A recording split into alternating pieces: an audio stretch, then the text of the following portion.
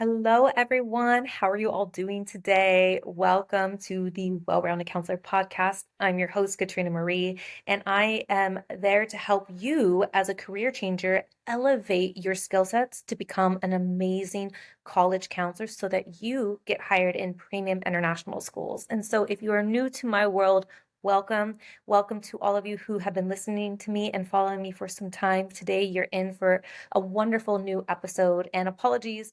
I have not had the opportunity to post in a long time. So this episode is long overdue, but it's so well worth it. And today you're going to get some amazing uh, pieces of wisdom that you didn't know that you actually needed, especially as we're going into a new season of hiring in international schools. I felt like this topic was extremely important to talk about. Okay, so today we're going to be talking about the 10 things that you can do now to help you get premium international school jobs like as early as next week if you apply some of these things. So I just want to tell you guys that the reason why this is so important and why I want to talk about this is because I know results don't take time. So I stopped thinking that it was going to take me a long time to create results. And I realized that it all came down to me deciding that I would have to have the courage to do it now. Like I would have to have the courage to do what I need to do now, and nothing was going to get in my way. So if you don't know anything about me or my story, I have now been living abroad for over 10 years, and I have built a successful career where I have worked my way up into top international schools. And my journey wasn't always so easy or flawless. I actually started off thinking I knew quite a bit when in reality I was just maybe a 2 out of 10 in terms of skills and knowledge. So I want to just let you know that even if you don't have all the skills now, this is something that doesn't have to take you a long time to figure out. And if you're interested in learning more, we can definitely touch on that topic a bit later. So I definitely want to invite you to start thinking about the questions I'm about to ask you. And I want you to think about, what if your next job was there already? Like, what if it existed? What if it was available and you just didn't know?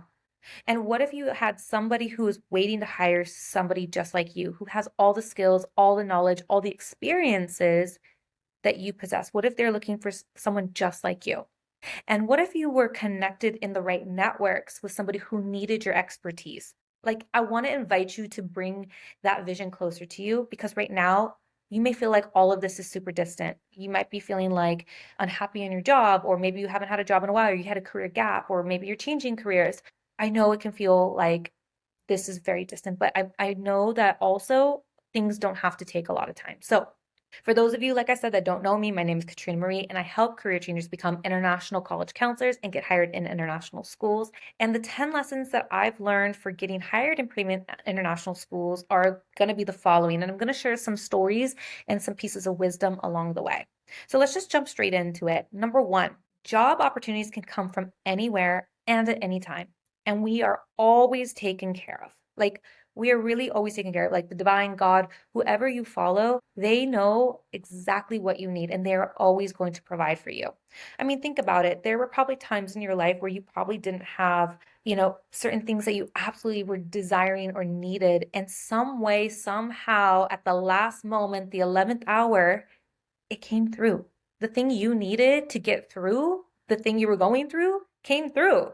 I mean, you could probably recount so many lived experiences, and I know that happened for me time and time again. So job experiences can come anywhere, anytime. And what I mean by that is I remember literally standing in my friend's kitchen, and there was a Facebook notification that popped up in a Facebook group that I was a part of for a counseling vacancy. And in that moment, I just happened to have the alert pop up on my phone, and it asked if anybody wanted to jump ship and join the counseling department at what is now my current school. It was at a time where I was getting laid off because of restructuring purposes, and I didn't have any leads. I didn't know where to look or how to look. I was just kind of like lost. I didn't have anything, but I was just happened to be in this Facebook group by the grace of God. And I felt like that was where I was being taken care of because it came out of nowhere. It wasn't through an online portal, a job application. It wasn't anything. It was just my needs being taken care of. And it came at the right time and a time I didn't expect. I was just standing at my friend's house in the middle of an afternoon on a weekend, and it came through to me. So I just want to remind you that although we're taught that you need to do things the traditional way, opportunities come from anywhere at any time, and your needs are always taken care of. All right, number two, Years of experience don't mean shit, okay? Sorry for the language. Actually, not sorry, but they really don't mean what you think it means. So, although many jobs like to set a certain standard of knowledge, it really comes down to your confidence and what you already know. And what you already know can be articulated super confidently in your resume, in your cover letter, in your interview, all these things. And like I said, when I first came into the international world, I definitely didn't have all the skill sets that I had today. And in order for me to get my current job, I certainly didn't have all the skill sets I needed in order to get my job. And so I say this to say that I didn't have it all together, and nobody's expecting you to either. We are changing jobs so we can grow, so that we can learn more, so that we can try different ways in our practices. We're never going to have 100, 10 out of 10, 100% out of the skills that they're looking for. There's always going to be room for growth. And so there's always going to be that line manager or that hiring manager who's going to give you a chance and see potential in you. So when people say, oh, you need years of experience and all this credentials and all of this and all of that, I don't even like pay attention to that anymore, because I've been given chances time and time again when I didn't have all of the years of experience. So that's number two. Number three is you need to be a part of professional organizations. That is a myth.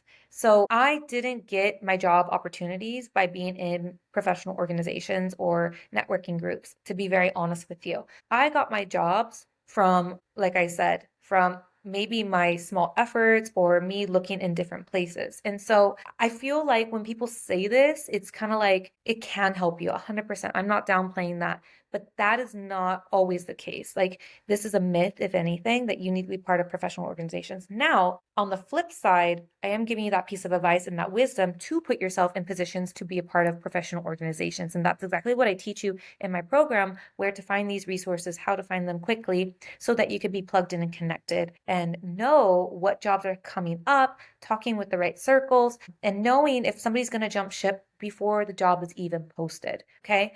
You don't need these things. However, it can help you with a slight advantage. I remember many years ago, my mentor in graduate school, she was just a year older than me, and she told me, conferences are a load of crock and they're just people schmoozing. And I was like, okay, like I had never gone to a conference. Conferences intimidated me, networking intimidated me.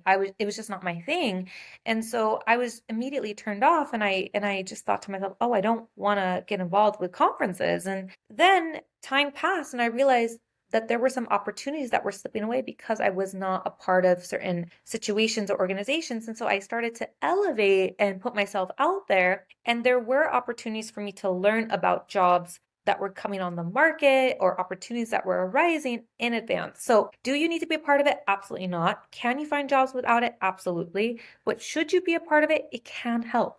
So, take advantage of professional organizations, especially in the field that you're looking at, to help you elevate your career and get you potentially better qualifying jobs. Number four, embody what you preach. So many times there are so many counselors out there who just regurgitate a bunch of information, and then they just like don't practice what they preach. Like, they tell their students, you need to take care of yourself. It's the college application process. It's stressful. I need you to, take care of yourself and get sleep and pace things out. But then the professional themselves, the practitioner themselves, is not taking care of themselves. Like, they're stressed, they're overworking, they may be overeating, they're getting triggered, they're probably taking sick days, and they're not practicing what they preach to their students. So they're preaching well-being during the college application process, but the practitioner, the counselor themselves, is not taking care of themselves during a high stress time.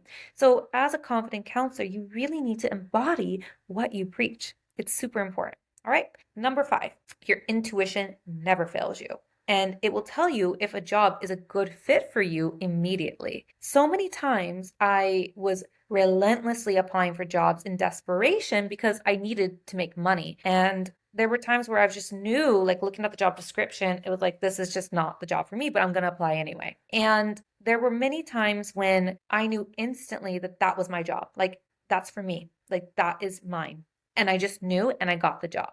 And that was in all the different past work experiences, including my current and recent work experiences. I just always had this intuitive knowing that a job was a good fit or not for me. And I need you to start thinking and tapping into that when you're looking at job descriptions, when you're looking at opportunities. Your intuition is going to know from the get-go. And if you are operating from that place of scarcity and fear because you just need to make money, that can hinder your intuition and decision-making process. And of course, when we dip into survival mode, all we see is our brain just in overdrive, and we're just in desperation, just like feast or famine mode. Like, okay, if opportunities are showing up, we don't know how to pick the right one. And if no opportunities are showing up, we're just sending out resumes and being a keyboard warrior and typing away.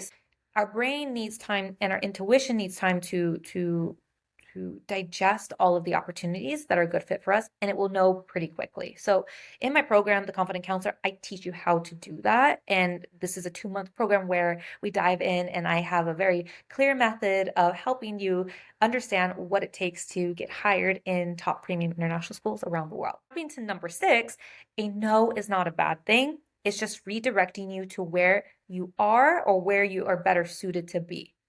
So what I love about a no is that we can make it to a second or even a third interview and still be told no. There is no stability in a job. There is no stability in anything.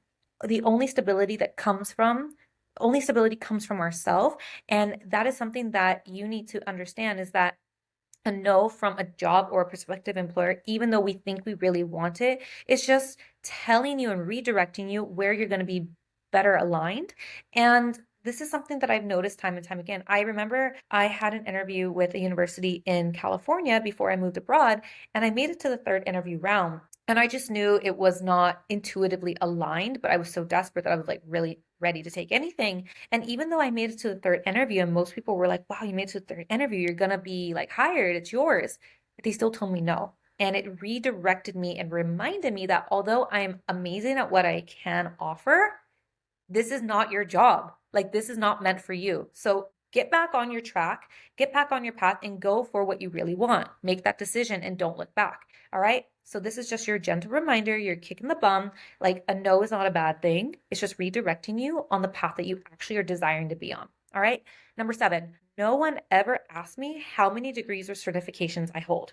Like, nobody ever cares or asks me that. And certainly not my students. My students don't walk into my office when they have an appointment and say, Miss, I just wanted to know, like, how many degrees and how many trainings and professional developments you've been on in the last year or the last 6 months.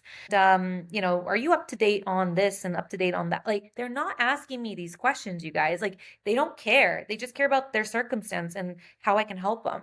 They're not asking me like how many degrees and certifications I have. And this is what drives me mad, is people think the more certifications and more awards and more this and more that is going to get you the job. And I always say, like, look, like, let's turn it back on the student. So if we were advising a student and the student is like, I need to send all my letters of recommendation, and then I have like 5 more letters of recommendation, one from an internship, one from a research project, one from a coach, one from a family member. Like, we don't send those extra things. Like, we are only sending the things that the university is asking. So similar to you as a professional, you need to only be confident and certain in the few things that are being asked of you. You don't need all of these extra things to add on and say, I have all these extra things. Like, no, let that come out confidently. Let them come out and shine in your interview, in your application, when you work with the students, when you work with families. You don't need to brag about all these things. If anything, people are going to be turned off by that, because it's like, what are you trying to make up for? What are you trying to overcompensate for? Okay,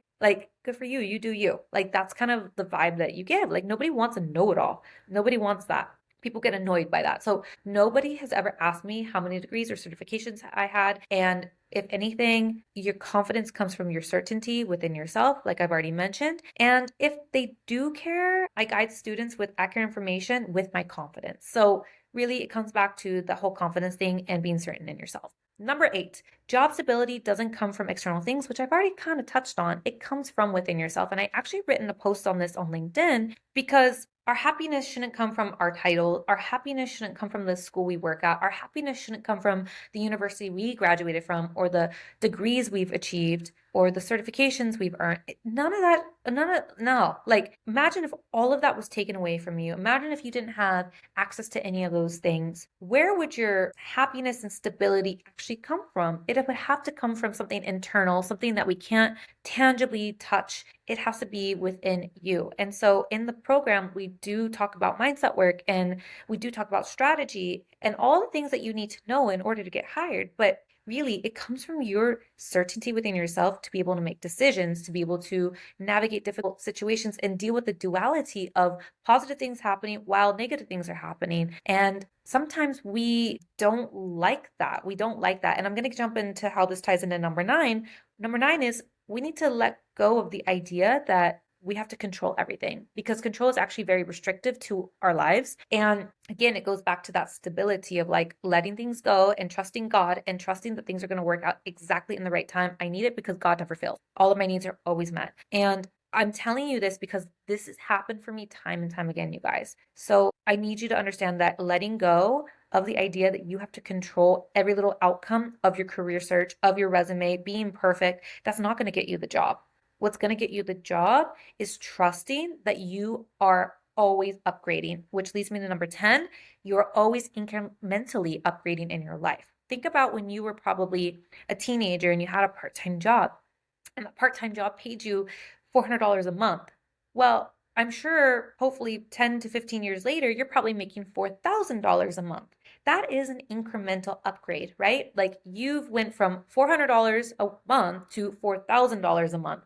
And how did you get there? Through small incremental upgrades, because you had to go through different experiences to slowly upgrade or progressively upgrade your life depending on your circumstances. So these are my 10 things that I wanted to talk to you about today that really helped me get hired in international schools and upgrade my life and my thinking. And I felt like this was a very important and timely message, because right now we're getting into the recruitment season, especially for international schools in the international education world.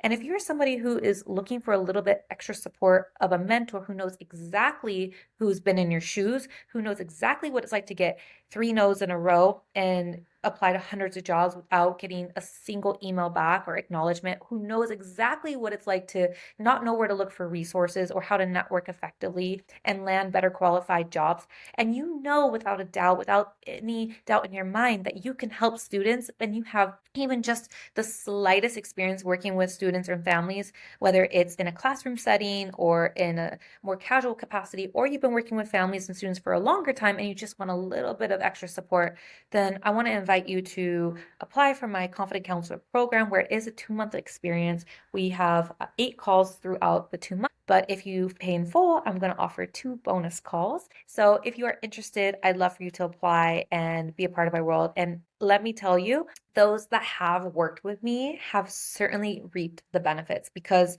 not only have they learned the skill sets of the strategy and the skills, they've also upgraded their mindset, and the endless possibilities that are coming their way now is like mind-blowing, you guys. So if you are looking to be a part of my world and join me, then get in touch. I'm going to leave all of my details below in the show notes. And thank you so much for joining into today's episode. And I promise I'm not going to let it linger for 6 months again before we have a new episode. So much love, and I'll see you all soon.